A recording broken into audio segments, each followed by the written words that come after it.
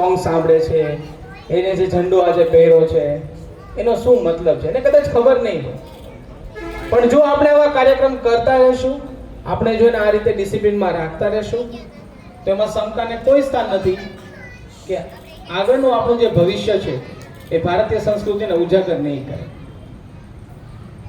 આપણે જુઓ, ધીમે ધીમે દુનિયા ગોળ છે એવું વિજ્ઞાને સાબિત તો કરી દીધું, પણ હવે ખરેખર સાબિત એવું થઈ ગયું છે કે દુનિયા ગોળ છે.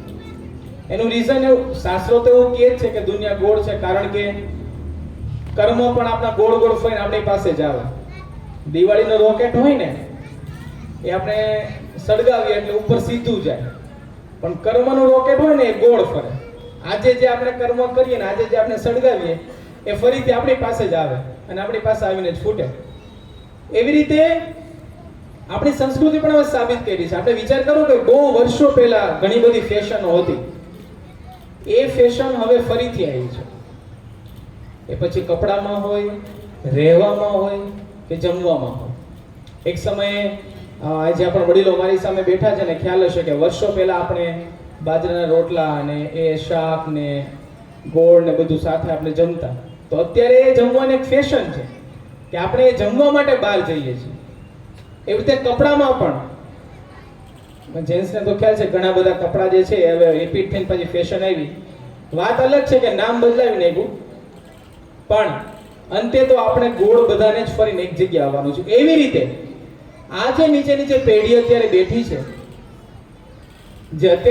છે, પણ એના પર આખું ભવિષ્ય ઊભું છે, એવી જે આ પેઢી છે એમાં પણ આપણે જો આવા કાર્યક્રમ આપણે આટલા જાગૃત વાલી તરીકે જો જોડાતા રહેશું તો આપણી સંસ્કૃતિનું પણ જે સર્કલ છે એક દિવસ પૂર્ણ થશે.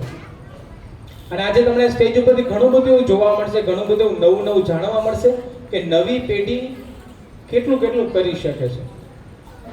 કદાચ આપણે આ ઉંમરમાં હતા ત્યારે આપણે આવું સ્ટેજ કે આવું મંચ કદાચ ન પણ મળ્યું હોય, પણ આજે જે આ મંચ ઉપર જે મહેનત થઈ રહી છે, એમની પાછળ જે મહેનત થઈ રહી છે, બધી જ આજે આપણે અરીસાની જેમ ચોખ્ખી જોવાની છે. એની શરૂઆત પણ આપણે કરીએ. જનરલી આપણે જોતા હોઈએ કે કોઈ પણ કાર્યક્રમ હોય એમાં શરૂઆતમાં પહેલા સ્વાગત સ્પીચ હોય, અને સ્વાગત સ્પીચ હંમેશા જે કોઈ આયોજક છે, જે યજમાન છે એ આપતા હોય છે. પણ આજે અહીંયા કંઈક થોડું અલગ છે. સ્વાગત સ્પીચ તો છે, આપ સૌનું શબ્દથી સ્વાગત તો થશે, પણ એ સ્વાગત આ જ શાળાની એક નાનકડી બાળા કરવાની છે. એટલે સૌથી પહેલા તેની હિંમત માટે આપણે જોરદાર તાલીઓ પાડો.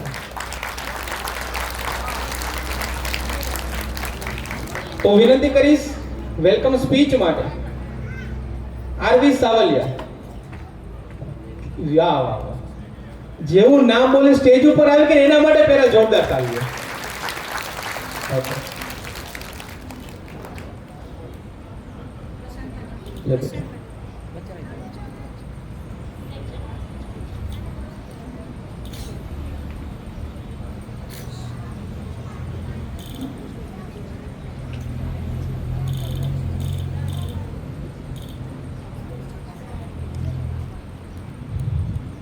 Good morning, everyone.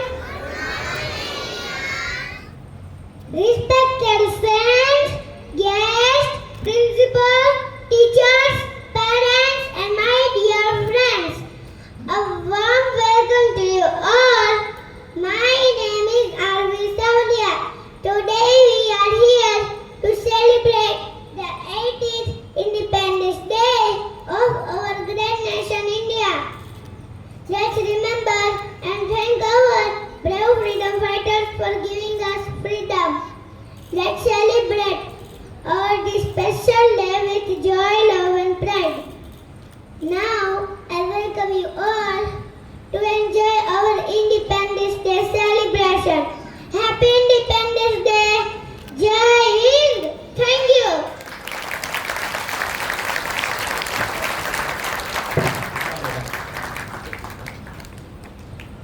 ખૂબ ખૂબ ધન્યવાદ બેટા. આપણી વચ્ચે સંતોની પધરામણી થઈ છે. જોરદાર તાલીઓથી આપણે સંત અને ભગવાન શ્રીનું આપણે સ્વાગત કરીશું. અહીંયા ભારતીય સંસ્કૃતિને ટકાવી રાખવામાં, જેમ ભારતની આઝાદીને ટકાવી રાખવામાં સફેદ કેસરી અને લીલો રંગ ખૂબ આપણને કામ આવ્યો છે અને ખૂબ એમણે પોતાનું બલિદાન આપ્યું છે. એ રીતે ભારતીય સંસ્કૃતિને ટકાવી રાખવામાં ભગવા રંગે ઘણું બધું બલિદાન, ઘણું બધું તપ, ઘણું બધું ત્યાગ કર્યું છે. આપ સૌ સંતોનું હેવન પ્રિન્સ સ્ટાર સ્કૂલના આંગણામાં સ્વાગત છે. ખૂબ સરસ. નાનકડી એવી આરવીએ આપણને એમના કાલીકેલી ભાષામાં અને મસ્ત મજાના શબ્દોમાં સારું એવું પ્રવચન, સારું એવું સ્વાગત સ્પીચ આપી છે. આપ સૌને નમ્ર વિનંતી કે આપણે કાર્યક્રમમાં આગળ વધતા પહેલા જે આપણી વચ્ચે આજના મહેમાન ઉપસ્થિત છે એવા સંતોનો હું વિનંતી કરીશ, સ્ટેજ પર આવશો. અમારે તમારું હૃદયના ઉમળકા સાથે સ્વાગત કરવું છે. હું સાથે વિનંતી કરીશ હાર્દિકભાઈ દોરજીયા, રોટરી પ્રેસિડેન્ટ રોટેરિયન સંજયભાઈ અને રોટ્રેક પ્રેસિડેન્ટ રોટ્રેક્ટર વિજયભાઈ મેઘાણી સ્ટેજ પર આવશે અને આપણે આજના સંતોનું આપણે સ્વાગત કરીશું.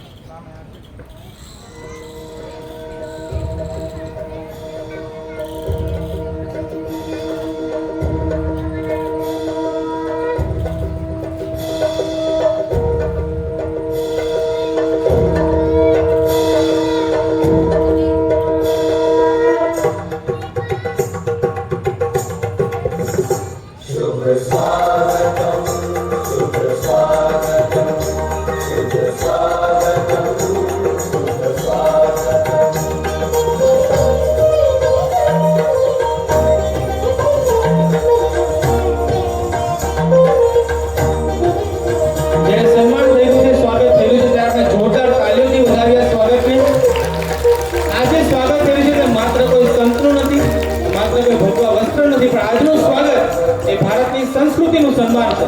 જોરદાર તાલીઓ સાથે આપણે આ સ્વાગતને વધાવીએ.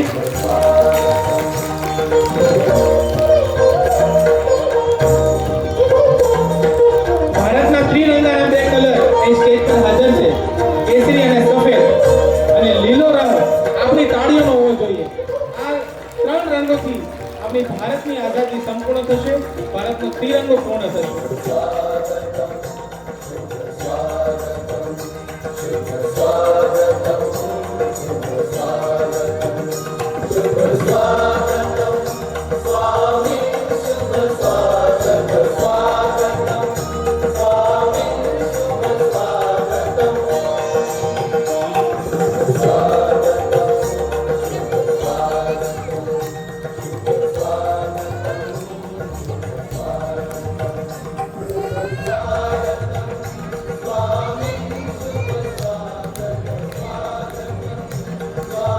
સંતોને નમ્ર વિનંતી કરીશ, હાર્દિકભાઈને નમ્ર વિનંતી કે સંતોને ધ્વજવંદન માટે દોરી જશે અને આપણા બે સિપાહીઓ પણ ત્યાં રેડી રહેશે.